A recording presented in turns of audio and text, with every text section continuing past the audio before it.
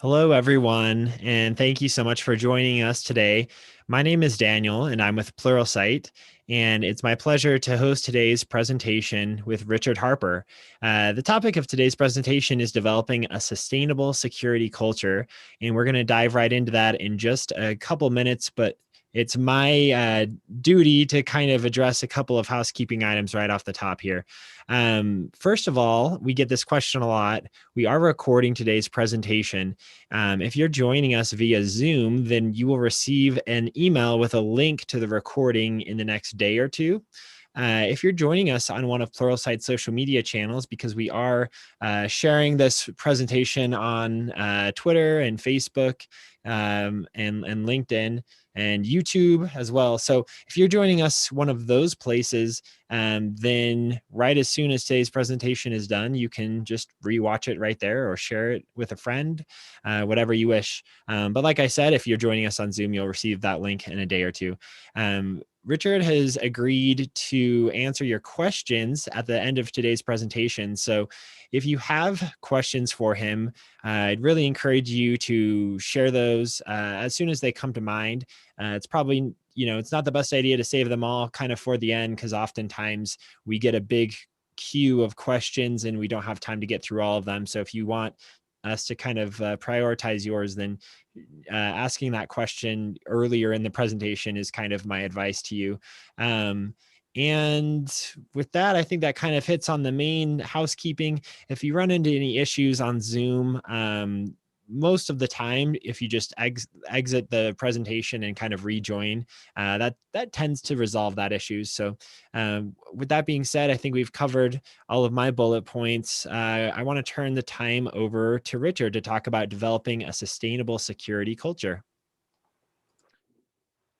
Thanks very much, Daniel, and you're very welcome, everyone, whether you're joining at morning time, noon, or afternoon or evening. Today, I just want to take some time to walk through a concept that's sometimes not very much covered within the security domain, and that's talking about security culture. In terms of the background that I'm bringing to today's discussion, I've been a Pluralsight author for a number of years, and I'm focused on the security content pillar within the library. And I've had various roles over the years, from software engineering through to CIO and CISO type of roles in different sectors, including the financial services and technology sectors. In today's session, what I want to discuss with you is really two things. One, where are we with the current state of affairs in terms of security practice and effectiveness? And to ask the question, is there another way to navigate this security maze? Or is there another aspect that we should be focusing our energies on to get effective security management and protection? One of the questions we'll start off with is, when do you get the maximum support from your company for security initiatives? I don't know about you, but most people have to compete for resources and funding and time slots and priorities on backlogs. It's no different for security than it is for many other IT initiatives in organizations. So we'll come back to this question in a moment. First of all, I want to take you through some headlines that were published in recent years. This one is from the Information Commission Office in the UK. The Information Commissioner said that the telco's failure to implement the most basic cybersecurity measures allowed hackers to penetrate their system with ease. It goes on to say, yes, hacking is wrong, but that is not an excuse for companies to abdicate their security responsibility. This is a quote taken from the BBC news site back on October 5th, 2016. To bring a more current quote from CBS News, it quotes, Equifax data breach was entirely preventable, according to a congressional report. I think these two quotes really explain some factors around insecurity that are often not highlighted. Let's look at the Equifax quote. It says it was entirely preventable. Now, this isn't an opinion. This is following a congressional report and review. If we go on and drill in a little bit further, we can see that according to Compliance Week, Equifax were forced or mandated to spend up to a minimum of $1 billion for data security. And finally, some real light to come from this incident was that the Equifax now say that cultural changes within the organization that have been made since the breach now make it a security leader. I found that really interesting for today's subject in terms of the fact that they were calling out cultural changes. So let's jump back to our question. When do you get maximum support from your company for security initiatives? It's a sad fact that normally the major investments come when a breach occurs. It's just the way things are at the moment. Some organizations are really proactive and some sectors and industries are really proactive. But in terms of supporting the security teams, the major support comes when a breach occurs. Look at all the different data breaches that are occurring. This data from the Information is Beautiful website serves to map major data security breaches and hacks. As we can see, there is no easing of the security incidents that are being reported. In fact, we may be getting more incidents reported now due to various data protection legislation, such as the GDPR and the CCPA legislation. So it may appear that there are more incidents occurring. Let's step back for a moment. We've all seen these memes on Twitter and other places about how things have started and how they're going. Let's take a moment to look at how things started for the OWASP top 10 security issues. OWASP, as you may know, published a top 10 security issues for web-based applications at regular intervals. Let's have a look at how things started. Here's a top 10 list, and many of these issues may be very familiar to you, such as unvalidated input, cross-site scripting, and denial of service. I would suggest that many of these are in common day conversations around incidents that occurred today. A few years ago, there was a massive rampage on denial of service attacks. We don't hear so much now, but they're still present. What if I was to tell you that this list came from the 2004 OWASP list? So it's quite a period of time ago. Just to put that in context, this was the best-selling phone at the time when this list was released. Would you be happy to be walking around with this handset? And it was 3 years before the first generation iPhone was released. Let's fast forward to a more recent list from OWASP. The 2017 top 10 list was presented, and I mapped the 2004 list to this list to see how many issues were still present. As we can see, quite a number of them, in fact, 60% of the issues that were identified in 2004 in the OWASP top 10 are still present in the 2017 list. When you sit back and think about it, you must ask the question, why has it taken so long for these issues to get addressed, and why are they still not addressed? Let's hold that thought for a moment. I don't know if this surprised you, but when I looked at this, it definitely surprised me. An annual publication I highly recommend you download and study is the Verizon Data Breach Investigation Report. What I really like about this report is that it collects global data from various different computer emergency response teams, or CERTs. Therefore, it's not a single vendor forming an opinion for marketing purposes. It's raw data that's taken to provide us security professionals with an insight into the threat landscape.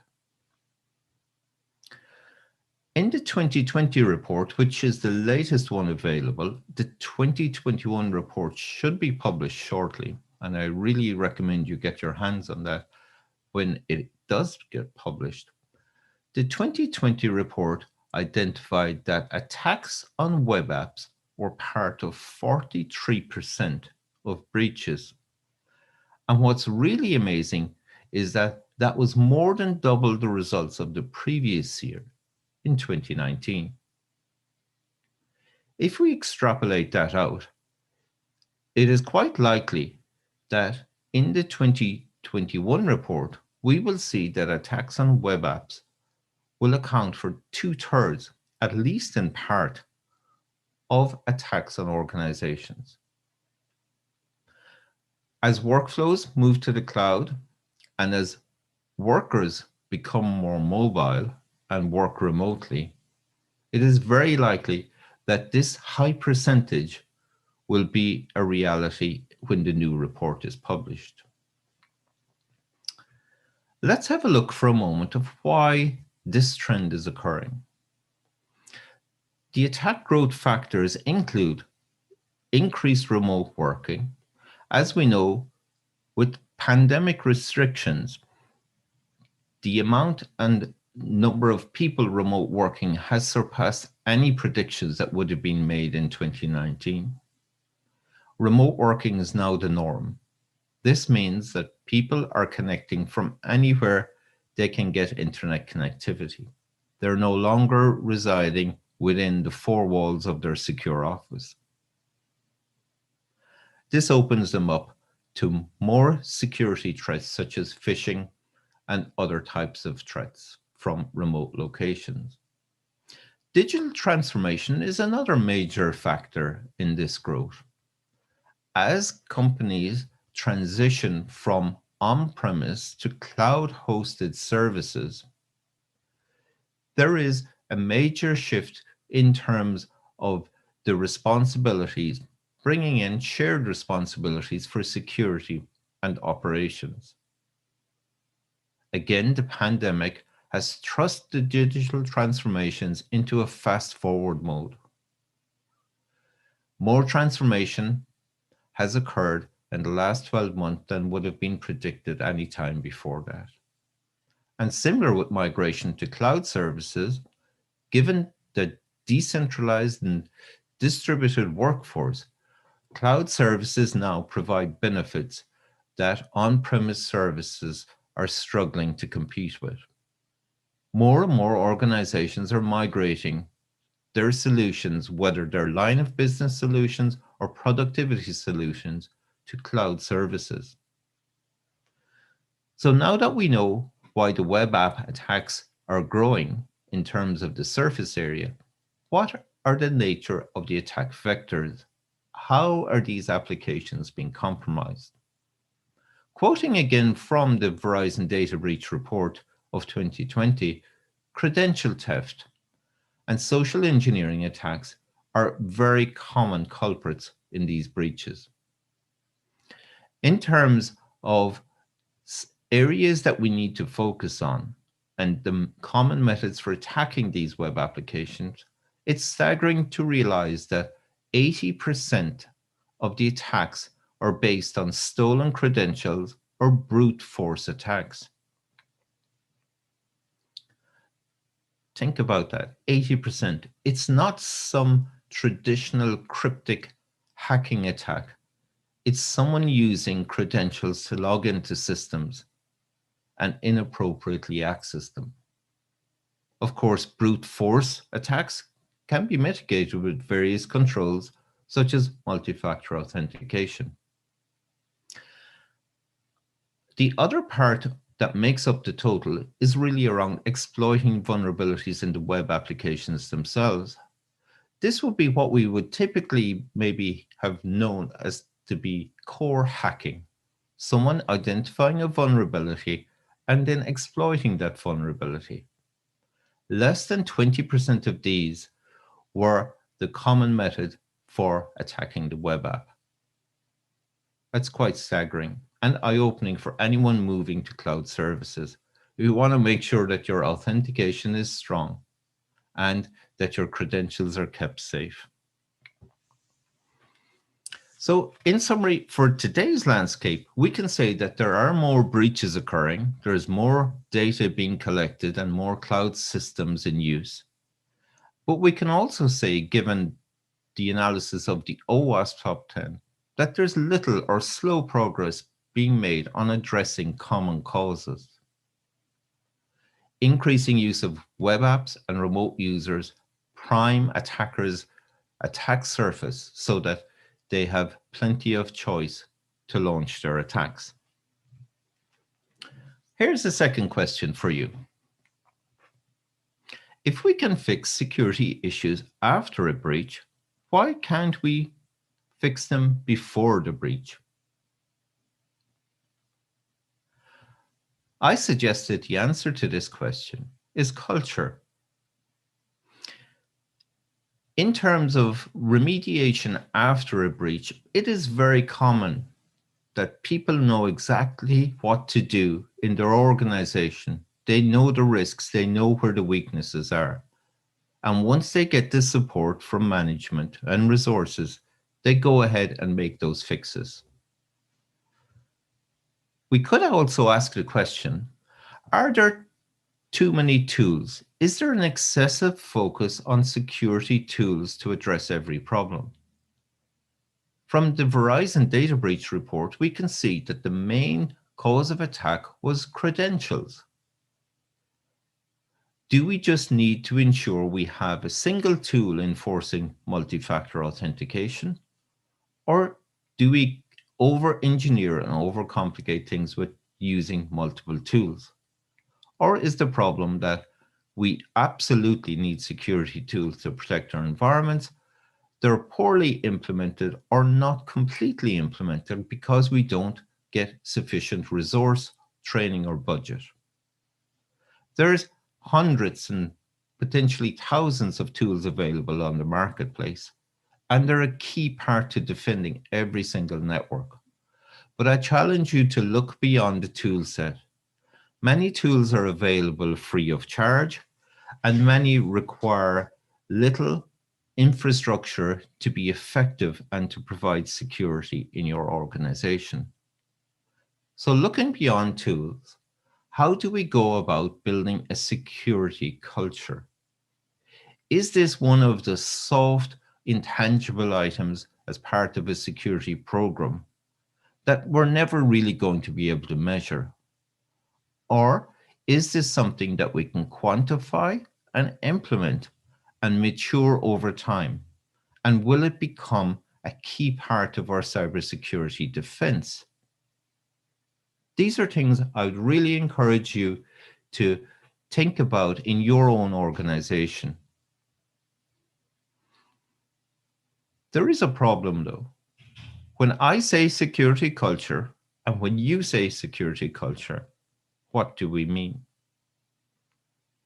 Forrester Consulting undertook a survey in April 2020 and found that although 94% of organizations agreed that security culture is important, security leaders could not agree on what the term means.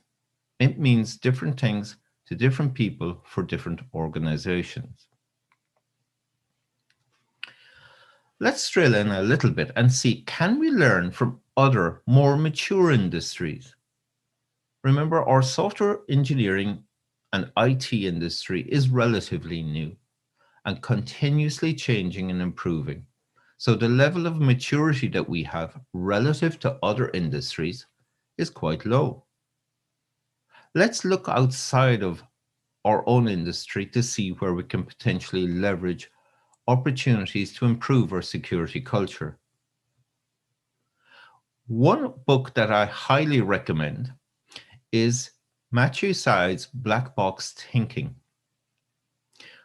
I've used this book on Audible, so I can't say I've read it, but I've listened to it multiple times.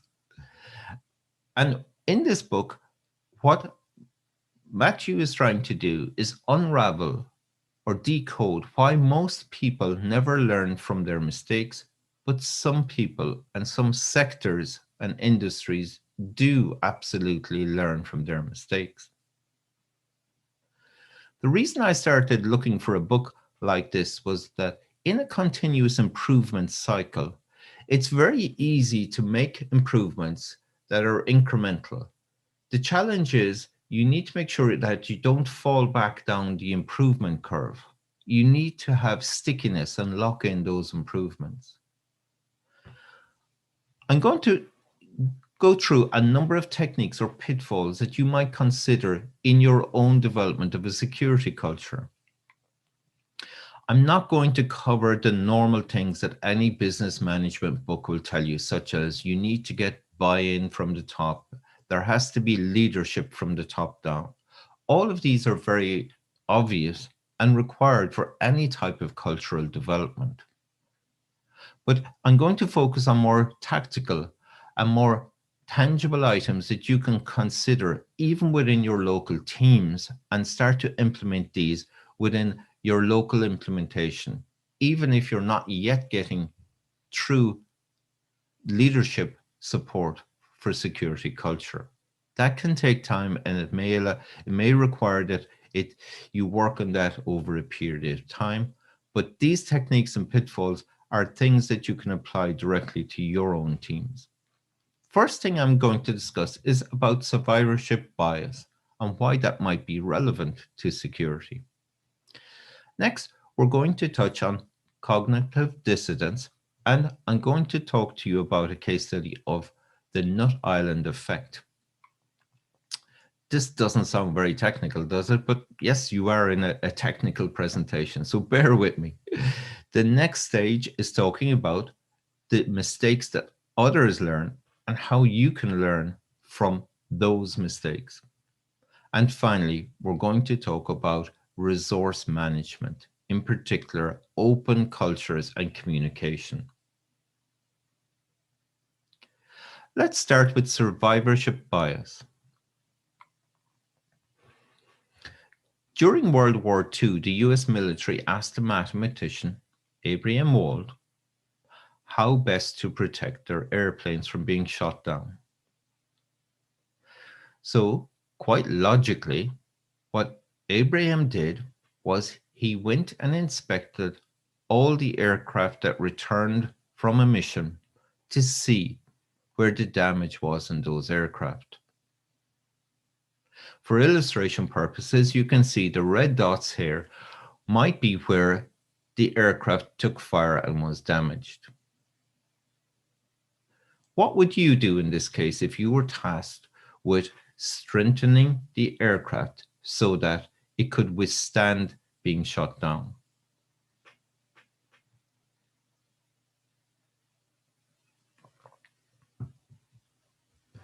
The logical approach would be to go ahead and reinforce all the areas that were damaged, the red dots in this case. And that's very nearly what happened. During his research, he identified that all of these areas were the areas most commonly impacted on a mission. And just before the US military was going ahead to design how they could reinforce these areas on the aircraft, he realized that he was falling into the trap of survivorship bias. What he was not looking at was the aircraft that did not return. These were the aircraft that were holding the key of the areas that needed to be reinforced on the airframe.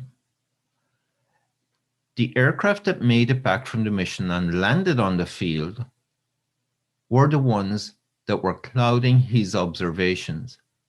They proved that they could make it back to the field, by taking damage in the areas that you see in the diagram. The problem here was his data set was incomplete. And just because he was looking at the data in front of him, he could have made a mistake based on what's termed survivorship bias. So what does this have to do with security? Imagine you have a security team that's looking at failed login attempts, and you might be taking action to block various different IP addresses, or you might be looking to strengthen authentication for certain systems. But what if you weren't monitoring all your key systems, or indeed all your systems? Is your data incomplete? This is just one thing we need to look out for when we're establishing a culture. Data can be great and help guide you in making decisions, but the quality of that data and the completeness is a major factor. The next story I want to share with you is around something called the Nut Island effect. Yeah, it's quite a strange name, but let me explain. The Nut Island effect describes an organizational behavior phenomenon in which a team of skilled employees become isolated and distracted from their top managers, resulting in catastrophic loss of the ability of the team to perform an important mission. What's really important here is that everyone was working to their best ability. They're really trying to work within the constraints that they have. Their managers are giving them the space to work, but the managers are being distracted themselves by other things that are going on. Where did this come from? Back in 1976, there was a massive pollution incident in Boston Harbor. Following the analysis of this incident, the term Nut Island effect was coined. What happened in this scenario is that a sewage treatment plant, which had been used for decades prior to 1976, really had fallen into disrepair, and it was not fit for purpose. It was under-resourced from a team and a staffing point of view. There was a lack of capital investment made, and the team working there were doing heroic work. Many of them worked 7 days a week. They used their engineering skills to make parts that were no longer being supplied for the maintenance of the plant and so on. And there was a lack of management focus. Everyone was working heroically, but what they lacked was more situational awareness to say, this is a disaster waiting to happen, and we need to take bold steps to prevent that disaster from happening. Does any of this resonate with you? Have you ever raised issues around security of applications in your organization, or security holes or gaps, and were then told that it will, can you please do something to mitigate just for another 6 months until we get budget next year? I think there's lots of parallels that we can draw to what has happened here.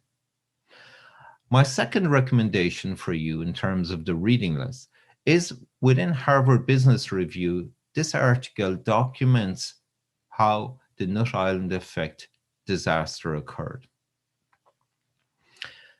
If you search for When Good Teams Go Bad, the article published in 2001 provides a stunning and very crystallizing description of what happened.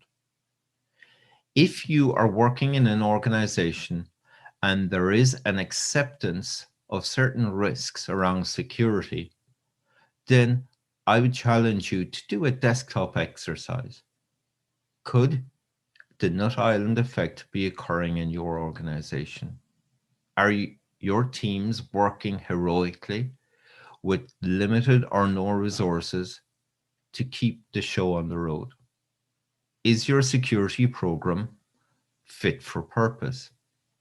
Are the investments you're getting sized appropriately to the challenges and threats that you're trying to defend? If nothing else, this article can be a tremendous, valuable tool in terms of selling security investments to senior managers. It can really resonate with them. Next up, I want to talk about looking at how we learn from incidents, and more importantly, how we can learn from other organizations' incidents. The best way to learn from incidents is from those incidents that don't happen to you, and you take proactive and preemptive steps to avoid it happening in your organization. What's on screen is a photograph of an aircraft that has returned from a mission. Again, you'll see a team in this presentation that we're looking at older, more mature industries. This aircraft returned successfully from a mission, and on landing, the pilots raised the landing gear and the aircraft belly flopped on the runway, causing major damage to the aircraft. At one point, the Air Force had so many aircraft fall foul to this mistake, a human error, that it started to investigate the root cause of why this was occurring. And what they found was astonishingly simple. When an aircraft has landed and it's rolling down the runway, a common practice is to raise the wing flaps. However, the wing flap lever and the landing gear lever were similar in nature and texture. So what was happening is the aircrew, being tired and returning from a stressful mission, more often than not, raised the landing gear and caused severe damage to the aircraft fleet. What occurred from this, the lesson that was learned, is that the aircraft landing gear was redesigned so that there would be wheels on top of the gear stick. This provided a tactile feedback to the aircrew that what they were about to shift in terms of the lever was a lever associated with the wheels, the landing gear. And they redesigned the flap lever to be in the shape of a flap. Totally different designs and very easy to distinguish in the dark or when someone is tired or stressed. By doing this, they cut out almost all of the incidents that were occurring. So again, how does this relate to security? Well, one thing we can do from a cultural point of view is look to see what other incidents are occurring, and then undertake a desktop review and impact assessment on how those incidents might impact your organization. Thankfully, through various different legal data protection regimes, such as the GDPR, data protection authorities publish incidents that they have investigated. One such paper, it dates back to 2014, but still has many learnings in it, was published by the ICO in the UK. You can access this from their website. It talks about the learning from mistakes of others. There is also, for US or healthcare-based organizations, a data breach database in the HIPAA organization that covers the medical facility field. There is a rich source of raw material for you to take from these incidents and assess your organization to understand how you would react to these types of incidents. Are you well prepared? Do you need to make more investments? And what if? What if scenarios can really help to understand your preparedness? Remember, You can also use these incidents to get support from your management team. If a certain incident has become public knowledge and has been discussed and investigated publicly, you can take that information to your managers to get support for your organization's activities and security program. The last area I want to touch on is what's called crew resource management. This is another theme that has been borrowed from the aviation sector. Given how old and mature that sector is, this is an area of organizational management that is now being used in healthcare organizations to much success. A set of training procedures for use in environments where human error can be devastating or have devastating effects is how Wikipedia defines crew resource management. It's very applicable to organizations or scenarios where you have a strict hierarchy. And this is why aviation adopted this and have strict crew resource management procedures and policies in place. You may have a senior captain who has decades of experience, and you may have a new junior pilot who is starting to join the team. The concept of crew resource management grew out of a major disaster that occurred many decades ago, where an airline ran out of fuel and fell from the sky. The engineer continuously reminded the captain that they were running low on fuel, but the captain was distracted by a light that was illuminated in the cockpit. The engineer did not feel they had the authority to overrule the captain or to flag it strongly to them of the criticality of their fuel status. This incident was totally avoidable, and as a result, major changes to crew resource management were introduced in the industry. In healthcare, similar problems exist, where certain levels of staff do not feel empowered to challenge doctors or other senior consultants or other staff practicing that may have made human errors. Many medical organizations and hospitals are now embracing crew resource management to help develop open cultures and open communication to avoid human error. Can we apply this technique to our own organizations?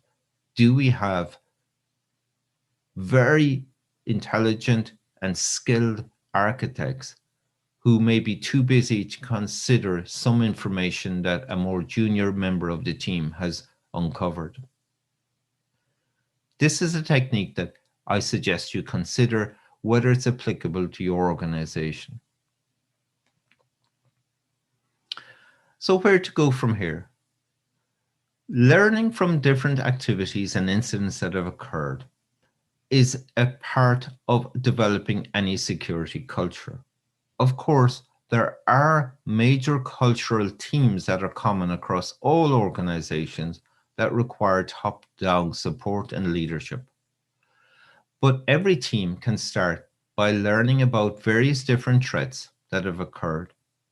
They can skill up in terms of utilizing the Pluralsight library, but I also encourage you to investigate and analyze publicly disclosed incidents and see how you can bring learnings from those incidents into your organization. You may be truly fascinated in terms of how economic it is to do that and how effective it can be. This is definitely an area that is only starting to develop within the security space, but it's an area I think we're going to see an awful lot more development and discussion on in the months and years ahead. To wrap up, I encourage you to look at some of the resources I have in my blog, but also to follow along on what the data protection regulators incidents reports are being published to see where you can glean some of those lessons learned. Now, we have some time left. So as Daniel mentioned at the start of the webinar, let's see, are there any questions that we can take at this time?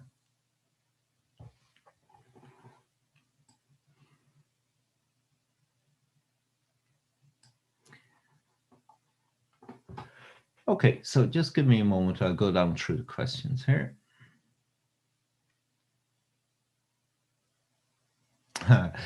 So Pierre Porter is suggesting that a study of the Boeing 737 MAX failures may be applicable. I believe a lot of software is involved in that, so that may be very applicable. But again, let's not just keep it to aviation. Let's look at other IT failures as well.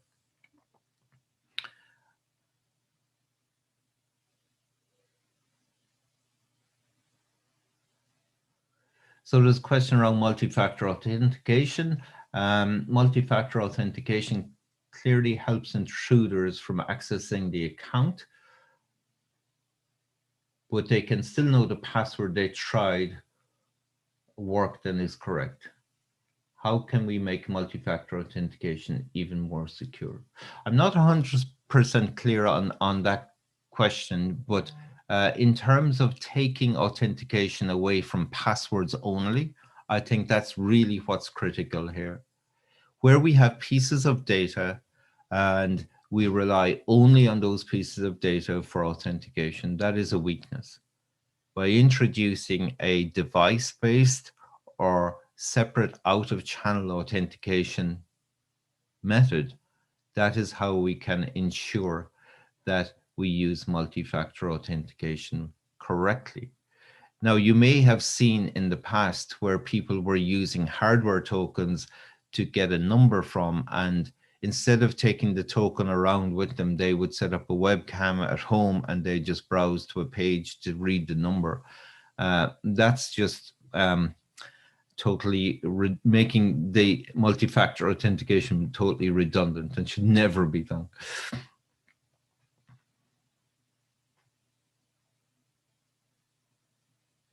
Cloud security providers have security as a top priority.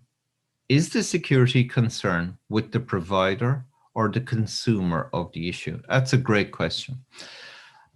There is a common map that talks about the shared responsibility of security.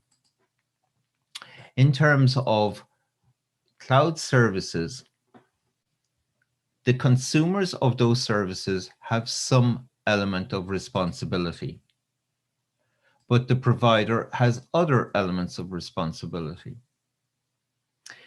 But what you cannot do is you cannot delegate or abdicate your responsibility to ensure your cloud service provider is operating appropriately.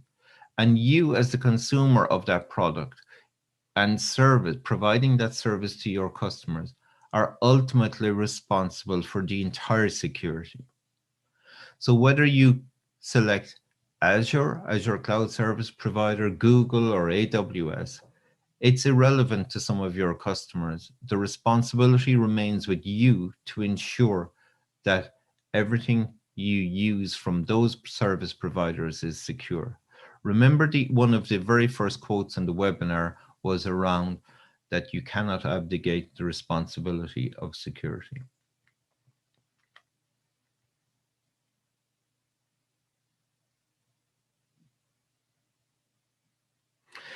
Just a question on the chart. Don't know how you read the chart, but it was definitely showing that of the total pot in terms of attacks identified by the Verizon data breach report, there was an increasing proportion of those attacks being associated with web applications. So we could look at that as a pie chart as well, and we could just show it as a bigger slice over time on the pie chart. I just graphed it on bar charts to show the change over various years.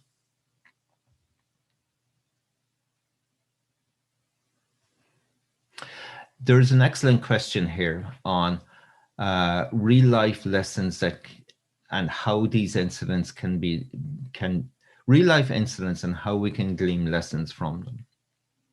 Are there methodologies to assess and measure security culture and techniques and how to improve it? There are some frameworks, and there has been some work done on developing techniques for security culture. But I suggest that this is an area that is vastly lacking at the moment. We need to ensure we have standardized frameworks similar to what we have with NIST for security controls, or ISO 27001, or in the card payment space, such as PCI DSS. We don't have anything equivalent to those for measuring, managing, and defining security culture. Some organizations have made some initiatives in this regard. ENISA in Europe has published papers on this, and there are some security frameworks available, but nothing to the level that I think we need. This is an area I'm passionately interested in, would love to hear more from anyone else who's interested in this area. And I think we will see improvements and developments in this area in the years to come. Should developers have local admin rights on their workstation in 2021? If you ask a security person, they're going to say absolutely not. And if you ask a developer, they will say absolutely required in order to do their job. One thing to look at in that regard is zero trust. Organizations are adopting zero trust in order to mitigate against the requirement for centralized management of assets. Google was one of the early adopters of zero trust in terms of rolling out what I believe they call beyond corp security. And they would, for every request to access resources, authenticate the user, validate and authorize the device that they were coming from, and then run those requests through a risk assessment to see whether or not the user should have access to that resource in real time. They were effectively predicting that the boundaries of the corporate network would be eroded, and that has very much happened in the last 18 months. So last few questions here.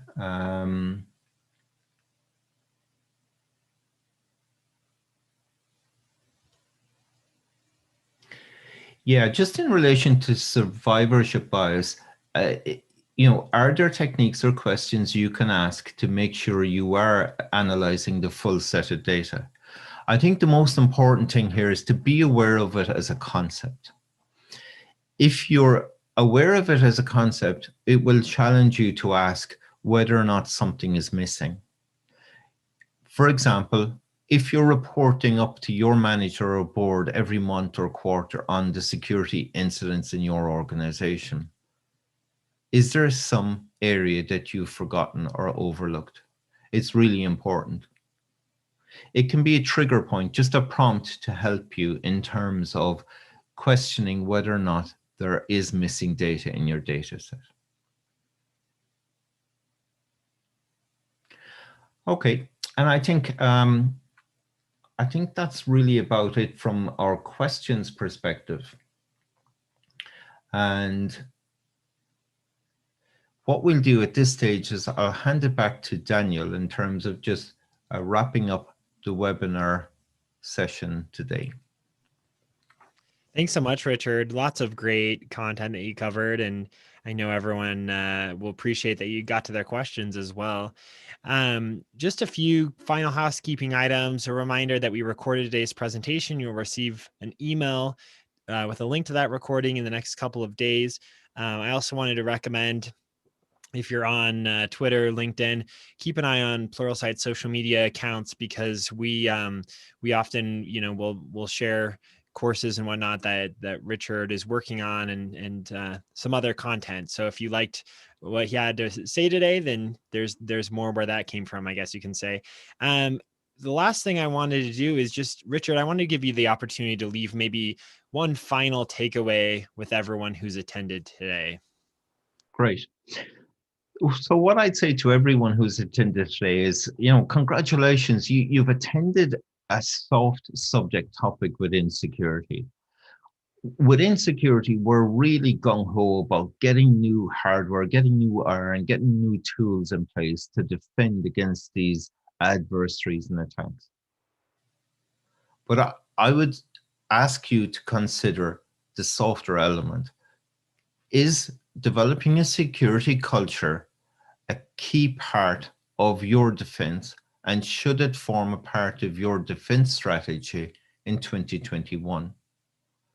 Just to keep an open mind on that, there's an opportunity here for you to be a first mover, because this is an underdeveloped aspect of cybersecurity, and it's one that's going to grow quite significantly in the coming years. It gives you an opportunity to be a trailblazer in your organization. A lot of the techniques will be non-technical, but very interesting all the same. And hopefully I've presented some of those interesting techniques and concepts here, borrowing from some other industries. So don't dismiss it. Go ahead, factor it into your plans for 2021, and even moving slightly in terms of improving security culture can have a significant disproportional effect on protecting your organization. And best of luck. Feel free to reach out to me if you want to contact me on email or on Twitter and so on. I'd be more than happy to engage in conversations on this subject. Awesome. That's great. Well, thanks again to everyone that joined. Thanks again for you taking the time, Richard. And everyone have a great rest of their day.